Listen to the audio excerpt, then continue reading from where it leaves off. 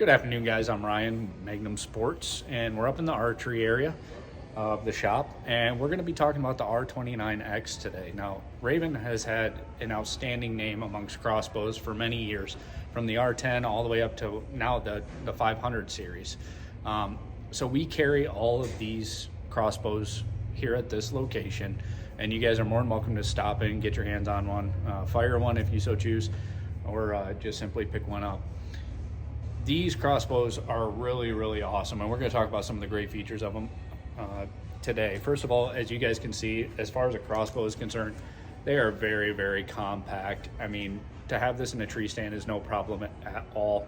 Average weight, I think as advertised, was somewhere around 8 pounds and some change. However, when we get the quiver on, the bolts, and your cocking handle all integrated with the optic itself, we found them somewhere between 9.4 to 9.6 pounds. And that was between the R26X and the R29X. So some of the other ones will obviously differ in weight. But as far as being a compact, super accurate, and range capable crossbow, Ravin's top of the line. They've done a lot of things right over the years, and a lot of things have actually been, I don't want to say knocked off or taken from their designs, but that's honestly the case. When it comes to their draw system and things like that, you guys will notice 10-point and other manufacturers going to a very, very similar draw. What's also really nice is decocking these is super simple. You don't have to fire the crossbow to decock it whatsoever. So as we break this down for you guys, hopefully you gain some information about why Ravin is who Ravin is and why the price is what the price is.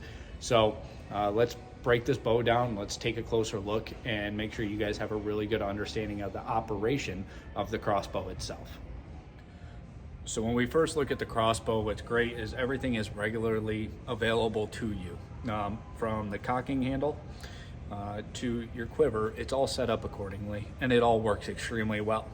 I must say that I really love the way their cocking handle is incorporated into the system itself, as even with my 10-point, when it was integrated into the stock, I found myself at one point without a cocking handle because I had lost it on my way out to the woods. So this actually locks in really, really well. To unlock it, guys, there's a button located right here. You're just gonna press in on the button and pull the cocking handle out. And that's it. To actually cock the crossbow, in the back of the buttstock, you guys will see the retention lever. You're simply going to push down on the retention lever like so, and you guys can push forward on the lug provided all the way down till it locks into the string, and you will hear it. It's super audible. So now I'm actually locked in and ready to start cranking. So Ravin, it takes about roughly 12 pounds of pressure to cock this crossbow.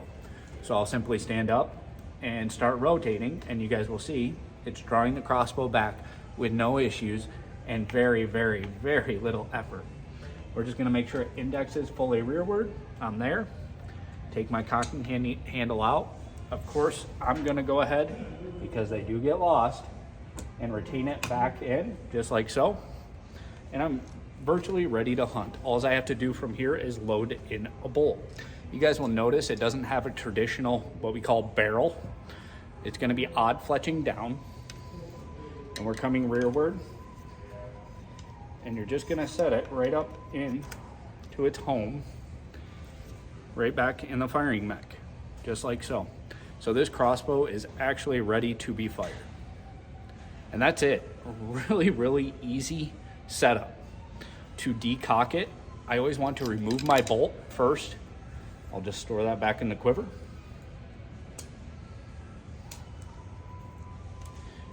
There we go.